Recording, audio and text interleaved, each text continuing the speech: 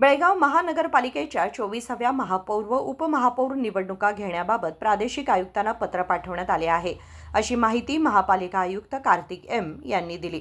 बुधवारी महापालिकेच्या आयुक्त कार्यालयात पत्रकारांशी बोलताना त्यांनी ही माहिती दिली।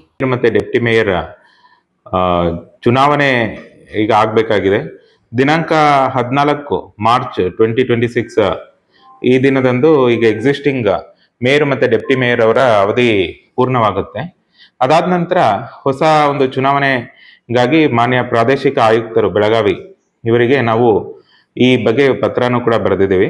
ಈಗ ಮುಂದೆ ಬರ್ತಕ್ಕಂಥ ಚುನಾವಣೆಯಲ್ಲಿ ಮೇಯರ್ ಸ್ಥಾನ ಬಂದು ಜನರಲ್ ಮೆರಿಟ್ ವುಮೆನ್ ಆಗಿರುತ್ತೆ ರಿಸರ್ವೇಶನ್, ಅದೇ ರೀತಿ ಡೆಪ್ಟಿ ಮೇಯರ್ ಬಂದು ಜನರಲ್ ಆಗಿರುತ್ತೆ। ವೋಟರ್ಸ್ ಒಟ್ಟು ನಮ್ಮ ಕಾರ್ಪೊರೇಟರ್ಸ್ 58 ಪ್ಲಸ್ 7 ಜನ ಏನು MPs and MLAs and MLCs ಇವರು।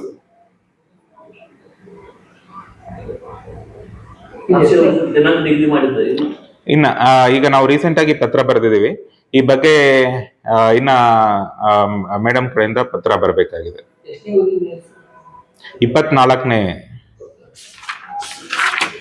चुनावणे।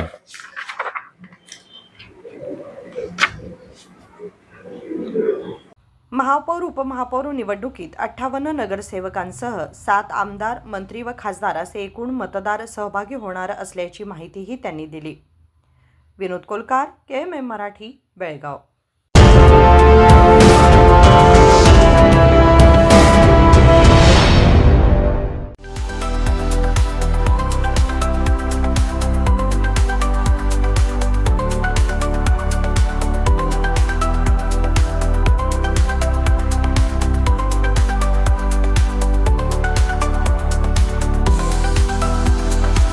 आदर्शा ड्रेस सर्कल केवल पुरुषों के लिए लाए हैं ब्रांडेड शर्ट्स, टी-शर्ट्स और जीन्स की नवीनतम रेंज।